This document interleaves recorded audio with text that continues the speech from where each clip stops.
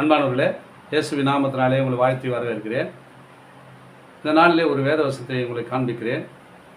நம் வாழ்க்கையில் அநேக போராட்டங்கள், துக்கம், வேதனை, கண்ணீரோடு இருக்கலாம்.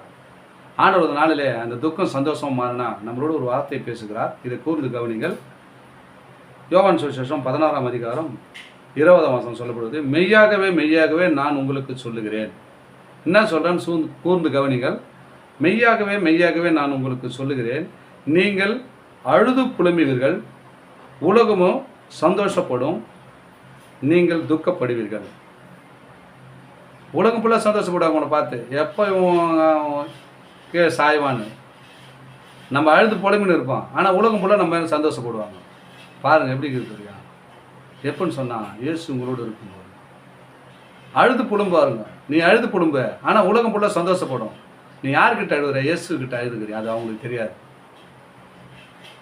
இயேசுக்கிட்ட அழுது புலம்பும் போது, இவன் என்ன இப்படி அழுதுங்கிறான், என் வாழ்க்கை இப்படி தானா, அவ்வளோதானான்னு சொல்லிட்டு உலகம் ஃபுல்லாக ரொம்ப சந்தோஷப்படுவாங்க.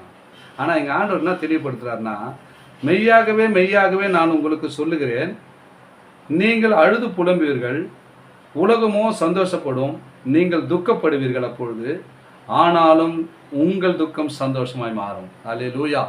எப்போ மாறுன்னு சொன்னால், நீங்கள் அழுது புலம்பும் போது, உங்கள் விண்ணப்பத்தை ஆண்டவர்கிட்ட அழுது புலம்பி வைக்கும்போது, உங்கள் துக்கத்தை சந்தோஷமாக மாற்றுகிற வல்லவர் உங்களோடு கூட இருக்கிறார். அநேகர் உங்களை பார்த்து ஏகலமாக பேசலாம். உங்களை துக்கப்படும் போது நீங்கள் அநேகர் உங்களை கொச்சப்படுத்தலாம். ஆண்டவர் அந்த நாளில் சொல்கிறார், உங்கள் துக்கம் சந்தோஷம் மாறினா நீ அழுது புலம்பும் போது அதில் இருக்கிற சந்தோஷம் தெரியுமாங்க. ஆண்டவர்கிட்ட அழுது ஜெபம் பண்ணி மண்டாடி கேட்குற ஒரு ஆசீர்வாதம்.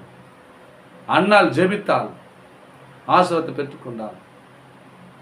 எல்லா காரியத்தை பாருங்கள், அநேக ஜெப வீரர்களை நம்ம பார்த்துருக்கிறோம்.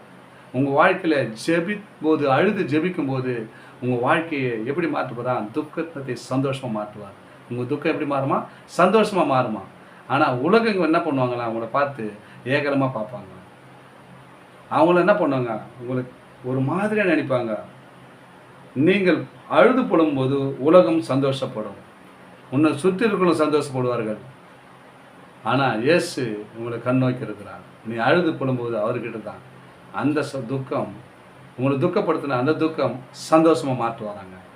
பயப்படாதீங்க. எந்த காரியமாக இருந்தாலும் நீங்கள் அழுது புலம்பி ஆண்டவர்கிட்ட கேளுங்க. அவர் உன் துக்கத்தை சந்தோஷமாக மாற்றி ஆசீர்வதிக்க வளர்கிறார். ஆமென். God plus.